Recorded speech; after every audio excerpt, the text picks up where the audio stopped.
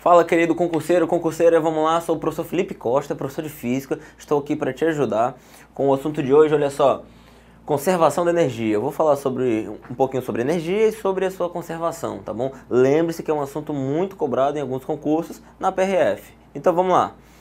Energia, ela não se cria nem se destrói, tá bom? A energia, ela se transforma, ela sempre está sofrendo uma transformação. Você tem a transformação de energia química, energia elétrica, energia térmica, energia cinética e assim por diante, né? As usinas, por exemplo, a hidrelétrica, como é que é o funcionamento básico da hidrelétrica? Você tem a água acumulada na barragem a uma certa altura, ela tem energia potencial gravitacional. Quando a água começa a cair, ela começa a ganhar velocidade, energia cinética. A energia cinética ela vai ser responsável por girar as turbinas, energia mecânica, que é convertida no final em energia elétrica, né? Então aí você tem a hidrelétrica, através da água, da energia das águas, você tem a transformação de energia elétrica. A termoelétrica, você pega um corpo para aquecer, a partir do aquecimento desse corpo você tem a formação de vapor, você vai ter um fluxo de calor, de energia. Esse fluxo vai ser responsável por gerar uma turbina ou alguma bobina que tenha ímãs e vai gerar novamente uma diferença de fluxo, gerando no final das contas energia elétrica. Então você tem aí outro exemplo, dentre outras eólica, solar e assim por diante. Então vamos lá, eu quero lembrar aqui com você alguns tipos de energias mais usadas. Temos aqui a energia cinética, que é a energia associada ao movimento. Quando uma partícula tem movimento, ela tem energia cinética. Se ela não tem movimento, ela não tem energia cinética. Como é que eu calculo, professor, essa energia cinética? Energia cinética é 1/2 de mv². Sistema Internacional das Unidades, mecânica.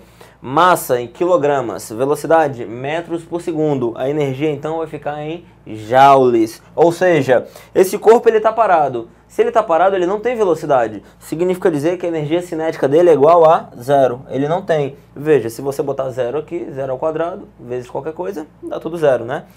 Como esse outro aqui, ele tem velocidade, então significa dizer que a energia cinética dele, ela é diferente de zero, ele tem energia cinética. Então o objetivo é esse. Você olha se um corpo está em movimento, tem energia cinética. Não está em movimento, não tem energia cinética, beleza? Seguindo adiante, vamos aqui, olha só, energia potencial gravitacional. Lembrando que estamos na mecânica, energia potencial gravitacional tem a ver com altura, a palavra-chave, altura. Se eu tenho altura, eu tenho energia potencial gravitacional. Professor, como é que eu calculo ela? mgh.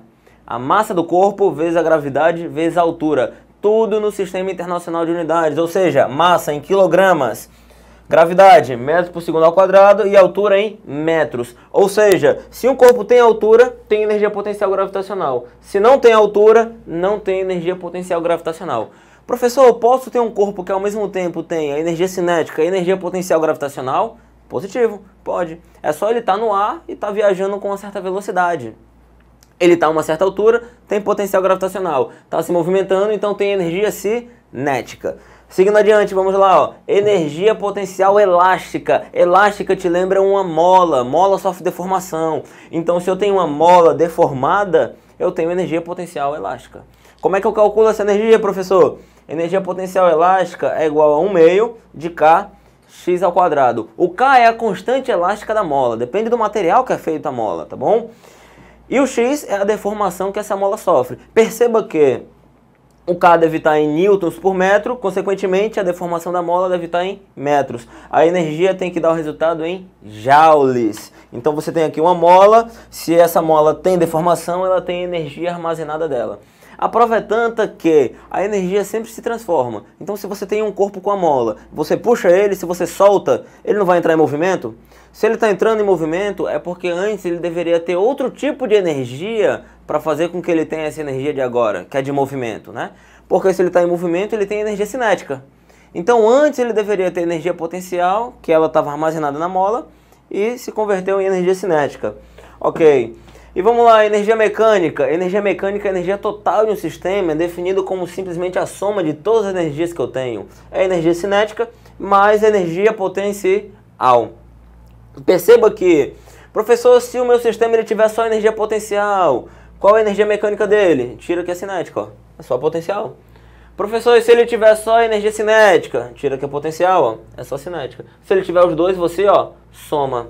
Professor, e se ele tiver potencial gravitacional e potencial elástica? Você coloca as duas aqui, sem problemas. Vamos lá, o que é um sistema conservativo? É um sistema no qual a energia ela não é dissipada, ela não é perdida. A energia ela é conservada.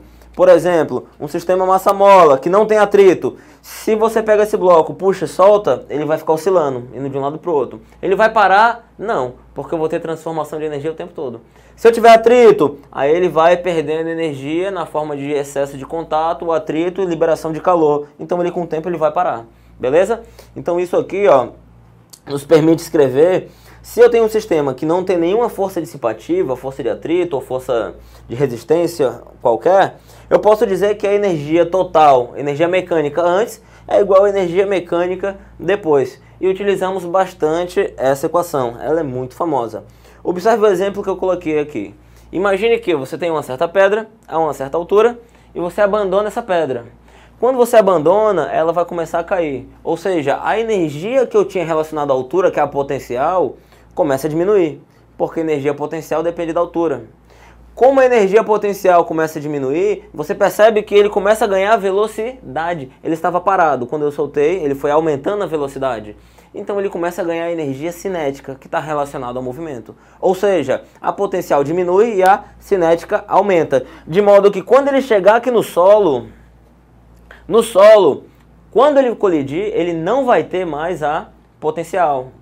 Não tem mais altura, mas ele tem velocidade, ele tem a cinética. Isso quer dizer que toda energia responsável pela altura que ele tinha, que era a potencial, se transformou em energia cinética. Então, lembrando aqui a soma das energias, ok? Bom, galerinha, vamos ficando por aqui. Simplesmente algumas dicas aí para relembrarem alguns assuntos a respeito da energia e da sua conservação. Um grande abraço e até a próxima!